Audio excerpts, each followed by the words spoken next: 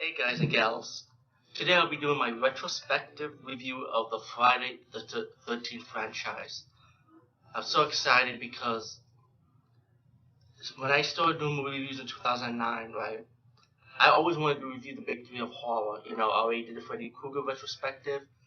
Recently I just did, 2 months ago actually, I did the Halloween for the 31 days of Halloween month, horror month special, each of the Halloween in separate video blogs. So I finally completed those two. But there's one I never got to, was the Friday the 13th franchise, and I'm decided to do it as a retrospective review to talk about all in one shot instead of a separate video blog, because this movie is just too plain epic just to keep it separate, and plus I don't want to do no spoilers, so it's good to do it like in one shot. And if you see my past retrospective reviews of franchise movies, of horror franchise, I always put like all the posters behind me with the little square box of me talking, like them commentary But I decided to just do it regular because I also got something from Horror Block, which was this cool Jason t-shirt. If you join Horror Block for the October month, everyone got this shirt, and it was like destiny, you know what I'm saying? It's like the time is now. And I definitely picked up the set, but if you also pick up the new documentary for it that came out, Crystallic Memories, if I'm corrected, that's awesome. I've already seen all the part of the documentary, including the bonus disc, and I sent it to my good friend Michael Kin, which he's also doing a review of this Friday the 13th box set, which I had a second copy of, and I sent it to him. So it's kind of cool to see him to do his own take on it. But I just can't wait. It's just a moment. I'm going to be talking about each of these movies right now. Again, no spoilers, for people who have not seen this movie. Plus, I don't want to spoil any moments, I love the Friday the 13th franchise, I always have. If I'm corrected, it's up to 11. Because Jason was 10, plus we have to 12, Freddy vs. Jason and Friday the 13th remake. I did separate reviews for those, Friday the 13th Part 1 and Friday the 13th remake, separate video blog reviews, so you can check them out now that I did years ago. So let's just get this started.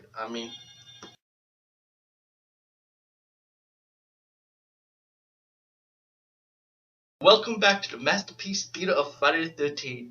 Sorry, I was interrupted a little bit, so I had to cut the intro short. But just to keep my memories going, we are gonna read through this, and I'll give you my retrospective. And of course, like I say, this is gonna be a kind of different retrospective review than what I did in the past, because I'm gonna show myself this time. Friday the 13th Part 1. Now, I can constantly repeat myself saying that all the kill scenes are good, because speaking for me, I enjoy all the kill scenes. I enjoy all the beautiful women. I enjoy people getting killed by Jason in different ways, like I said.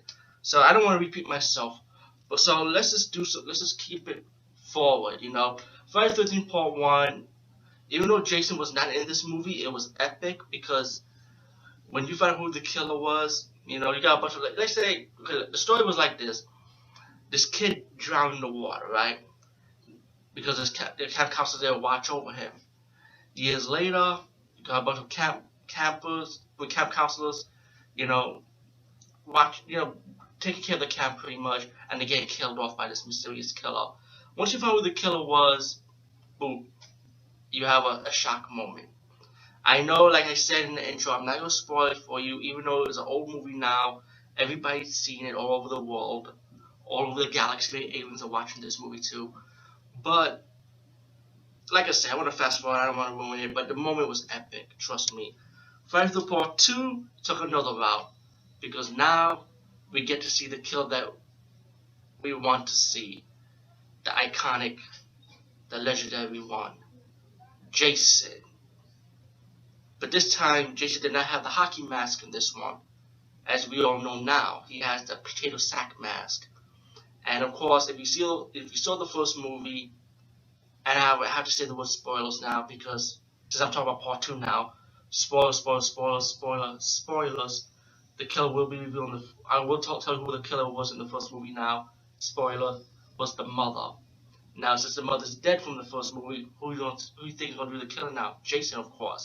You had the intro when Jason killed the last survivor from the first movie, the one that killed his mom, and of course, Jason now moves on, killing a group of more young adults. You know. Then we get part 3, and this time we get the iconic, legendary hockey mask in this one. Yes, Jason will have his hockey mask as he kills more young adults in the camp. And how we got the hockey mask? It was this guy playing practical. He loves to play practical jokes, and once he finally get what he deserves, Jason took the mask, and the legend of the killer is reborn. Now, let's say, I think it was in part 2, right? If we still find 13 part 2, if I'm corrected, remember that scene with the spirit with the witch hag mask? What if Jason took that hag mask instead? Would he still be the legendary iconic killer wearing the witch hag mask? Nah. I mean, 1 or 2 would be memorable, yes, but that's my opinion. But I'm glad we waited for the 3rd installment, that he had the hockey mask, and also it was in 3D. I didn't enjoy the 3D though. I didn't think the 3D was all that, my opinion. Then we get part 4, the final chapter. This time we got Jason still alive, with his iconic hockey mask now, killing more young adults.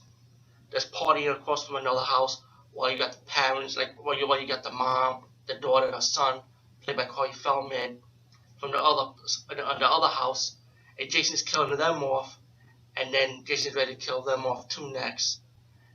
And but what makes this awesome, you got Corey Feldman in it, another actor that we don't all know. He's still a popular actor to this day, but he's not like A+ as he used to be doing his 80s years. You know what I'm saying? But still, the final chapter. I did enjoy this movie. I heard a lot of people did not like it, but screw them. Then we get Friday the 13th Part 5, a new beginning. See, I don't want to mess this up, so I'm going to read from this. Now, A New Beginning took a different route. When I was seeing this when I was a kid, I was kind of confused by it. I never got in it. But when I grew up and started watching it again, I realized that this wasn't the real Jason. You know, you got a different guy. I mean, like, they play with mind games with you with this one. Did I spoil it for you? Fuck. Oh well, spoilers for everything. Too late now. Jason, they give you like 2 Jason. When the little boy who's Corey Feldman, he's grown up now, and a different actor play Corey Feldman's character. Let me say that. And he's like in a mental institution type of thing. Now they got him into a rehab program, like in the house where a bunch of kids are trying to sell their rehab issues to, walking around the campsite pretty much. And but then you got he's seen like one Jason, and then you got another Jason, like 2 types of Jason, you know, and you gotta know which was the real Jason, which one's not the real Jason, like which one's the real Jason, which one's not the real Jason, pretty much. And when I finally got the ending, I finally understand it now. It's like, oh, they did it like that, and I can understand why people did not like Part 5, but guess what? I ended up loving it anyway, because I thought the closest were good too, you know. Then we got Part 6. Now, after seeing Part 5, I mean, even though I did enjoy it, but still, it kind of got me want to judge again. It was like, you know what? Will this be the real Jason? So, Part 6 was called Jason Lives, right? And I said to myself, seriously, this in the theaters? And I didn't bother seeing it. I know a lot of people had that mentality also, but when it hit the video cassette market, and people rented it, and people realized how good this fucking movie was, people was like kicking themselves for not seeing this in the theaters. And when you find out about the director, how he wanted to do his version of Jason was make it more like a universal monster thing, because since Jason's iconic character in the horror world, he's like, make him more iconic as is, you know? I mean, this time, they put a spin Jason, trying to make sure he's dead, and then lightning bolt brought him back to life, and he started killing more people, pretty much. And I thought it was epic when I saw it in the video cassette market of it, and I wish I saw it in this theater, because the kill scenes were awesome in this movie. It was really fucking good, you know, really good. Now we got part 7, The New Blood, which I like too, because now we got Jason have a rival now. He has to face a foe. Jason, because even though the goal is the heroine, but in Jason's mind, that's an enemy. You know what I'm saying? It's like, damn, this is competition now. This woman got some psychic powers. So, like how this got started was this woman used a psychic power trying to bring back her dad to life because she kind of blamed herself for her dad's death. But instead, she brought Jason back to life. If we see at the end of part 6, of course, Jason's going back to life underneath the water, pretty much. And, you get your battle with the psychic lady versus Jason. I thought it was epic, you know what I'm saying? And it was too bad because there have been rumors of some guy that actually went to a volume 2 on part 7, the continuation of the psychic lady who defeated Jason. I mean, I would have gone for that. That would have been cool. And then we got part 8, Jason Takes Manhattan, which I think is epic because as being from New York City, I'm from the Bronx, but being from New York anyway, it was just mind blowing to see Jason want to take out Manhattan. But when you see the movie, it was mostly on the fucking boat. And then you might have to wait like towards somewhere like the end of the movie to see Jason actually and the surviving cast in New York trying to battle Jason out in New York City. But I still liked it. I still highly enjoyed it. Then we got Jason Goes to Hell, the final Friday.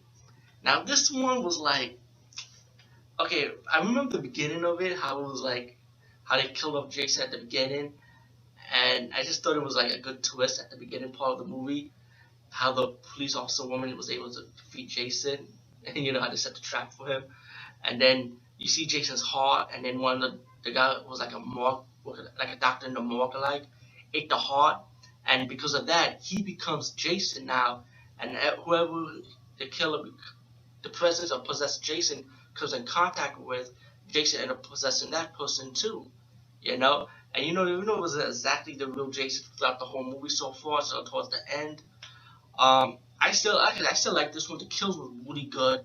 The DVD version is awesome because you got the rated R version, but you got the unrated version with it too. Now the Blu-ray version does not contain the unrated version, but you can still pick up the DVD version of it for a cheaper price. So it's not really a waste of my time to pick this collection up. And I still have my DVD copies of all the Friday 13 movies. So hey, it's not a waste to me.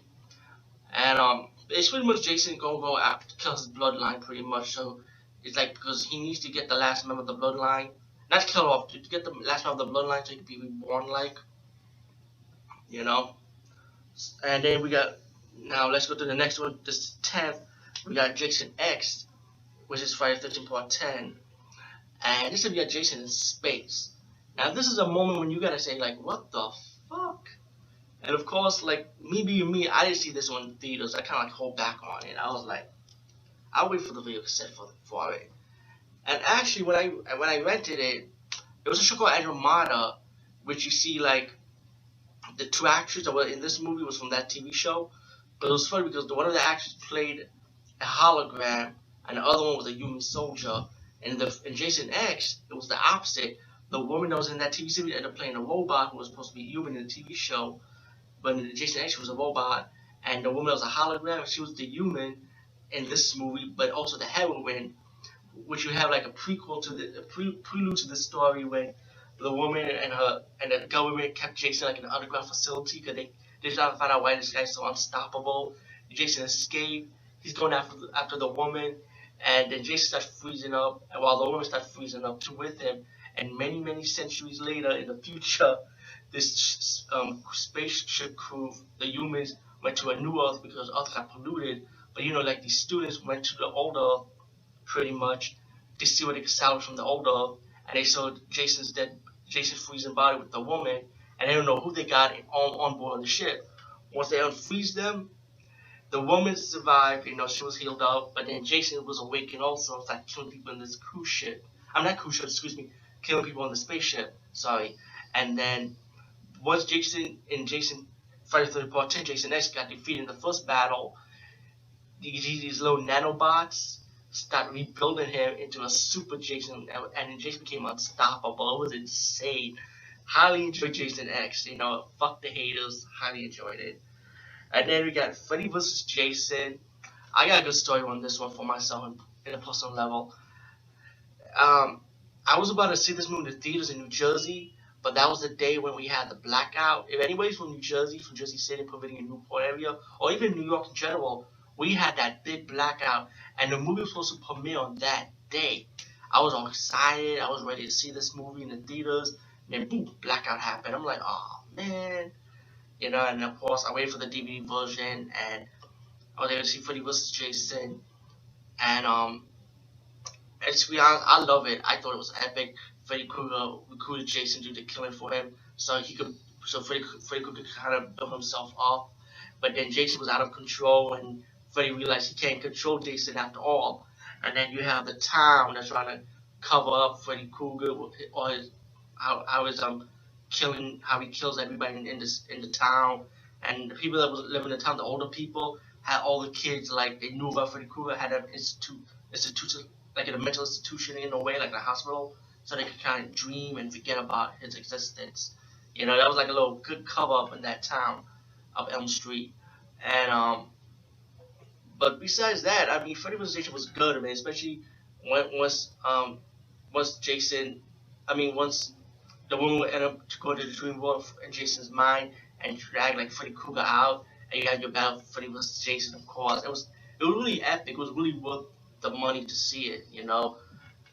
Or to buy it, I mean, because like I said, I had the opportunity to see it in the theaters because of the blackout. And then we had Friday the 13th remake, and everybody was like, "Oh shit!" After seeing the Halloween remake, people were like, "I don't know about this one." But speaking for me as an individual, I highly enjoyed the Friday the 13th remake. I like how they kept it like three different, like 1, 2, and 3 into one movie. The concept of part 1, 2, and 3 of the original Friday the 13th franchise, like I said, into this remake, I thought it was good in my opinion. Highly recommended, highly enjoyed it. It wasn't bad as people say it was. I mean, I think there's a fan base for it too. I think there are people that do like the movie too. I mean, I never hear like I hear like mixed reviews for it from other people, but to me, I highly love it. And I definitely love Derek Miz as Jason. I think he did a great job, and I can't wait to see the new version of Friday the 13th. I don't know if it's a remake or aftermath of the original. I'm not even sure no more, but I hope Derek Miz plays Jason either way because I highly enjoyed his version of Jason too. And of course, the bonus disc is awesome, and also get the new documentary too of Friday the 13th. I think it was Crystal Lake Memoirs they call it. But I definitely say I highly recommend you getting it. All in all, the Friday the 13th franchise is fantastic. Each of them are memorable to me. Highly enjoy all of them. Never been disappointed in one of them. And there's always something you gotta love from the Friday the 13th franchise. So, hey, check the movie out, guys. Peace. See you later.